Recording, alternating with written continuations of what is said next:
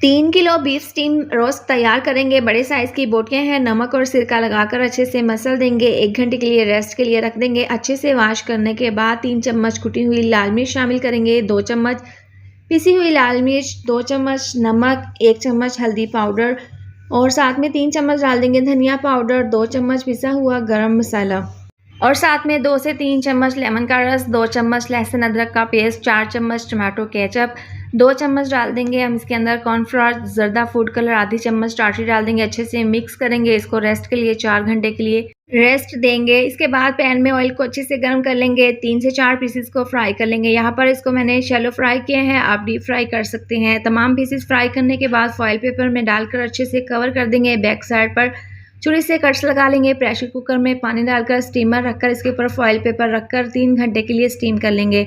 मज़ेदार सा juicy tender ये बीफ स्टीम रोस्ट तैयार है।